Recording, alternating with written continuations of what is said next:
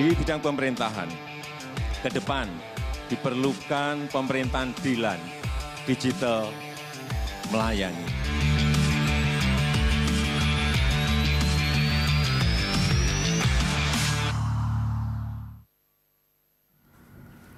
Terima kasih Anda kembali bersama kami, pemirsa. Kita lanjutkan dialog kita. Saya akan ke Pak Eriko dulu. Ini kalau kita lihat tadi komitmen dari pemerintahan Jokowi jika terpilih ke depan itu seperti apa dalam rangka melawan korupsi ya. Kalau kita lihat tadi kan dengan cari sistem yang Dilan gitu ya.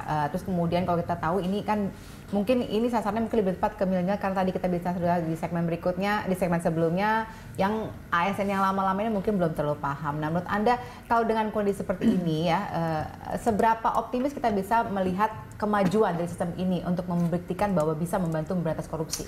Mbak Vale, sekarang posisi Indonesia sudah di 10 besar negara dengan kekuatan purchasing power terkuat di dunia.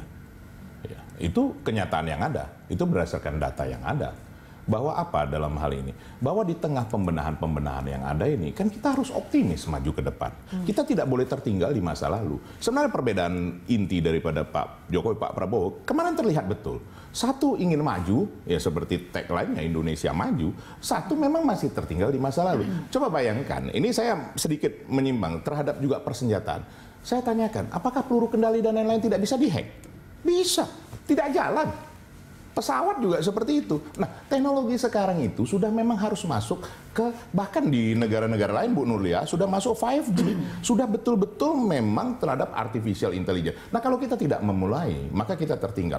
Dilan ini adalah salah satu. Saya dari awal sudah sampaikan, ada 3 hal. Sebenarnya kan, ini kan dikutip cuma sebagian-sebagian. Kedua, pendidikan. Nanti PDN juga, Bu Nurlia, juga harus memberikan kader-kader yang terbaik ke depan, yang betul-betul memang siap menjalankan hal ini. Targetnya dengan penerapan ini kira-kira berapa lama kita bisa kemudian bisa melihat hasilnya? Mbak Vale, kenapa kita butuh 1 periode lagi? Ini untuk menuntaskan ini, untuk memaksimalkan ini, untuk menyempurnakan ini. Apakah ini sudah sempurna? Belum.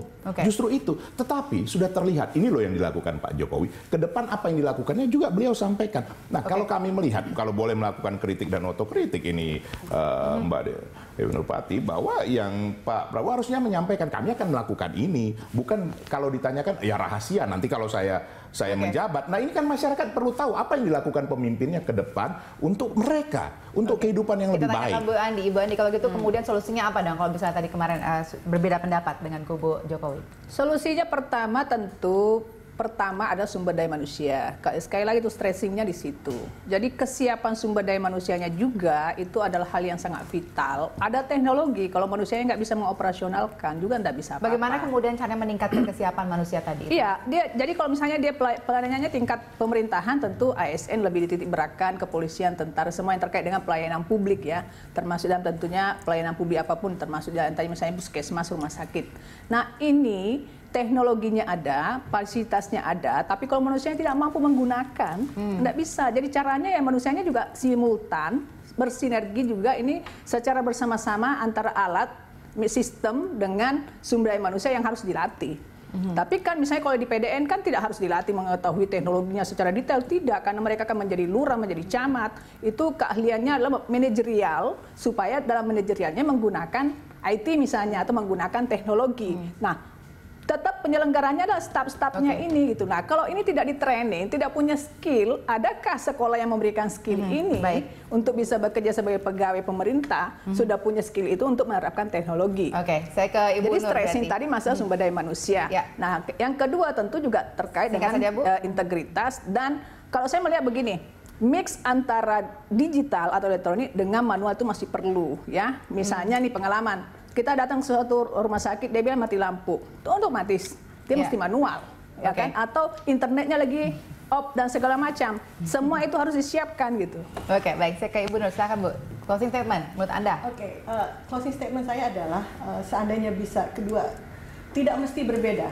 Siapapun pemenangnya, I can copy your program because your program is good, gitu kan? Nggak bisa saling menafikan seperti itu, karena pasti semua punya cara untuk menangani masalah bangsa ini.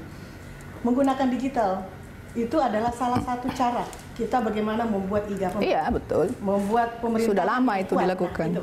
Pemerintahan kuat yang menjadi tantangan kita sekarang ini, bagaimana membuat bangsa kita kuat. Tentu dengan mengolah tadi tantangan kita untuk dengan digital itu, kita sudah multi government, terus infrastruktur kita masih harus kita perbaiki. Karena bicara tentang digital, melayani diri sendiri. Nah, itu kan pemerintahan yang kekinian kan yang melibatkan masyarakat dalam pemerintahan.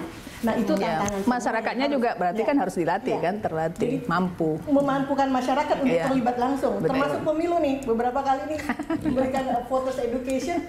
Ya kata votersnya, Bu, jangan hanya kami yang dididik, ASN juga dididik katanya. Nah, gitu. Jadi banyak hal yang memang menjadi tantangan kita bersama. Dan saya kira nggak cukup cuma pemerintah. Apalagi yang berpendidikan rendah ya. Masyarakat harus terlibat, masyarakat harus diajak terlibat. Tapi sekali lagi perbedaannya biar nanti masyarakat yang memutuskannya kan begitu Mbak. Oh, kita perbedaan, tapi kita artinya begini, perbedaan itu kan satu hal yang indah. Iya, nggak apa-apa berbeda. Boleh aja berbeda kan tetap satu juga. Iya. Toh juga ini kelanjutan pemerintahan itu adalah pemerintah bukan orang.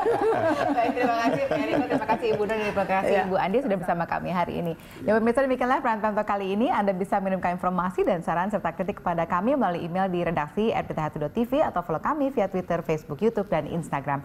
Ada sama kerabat kerja bertugas, saya Valerina Daniel. Terima kasih, sampai jumpa.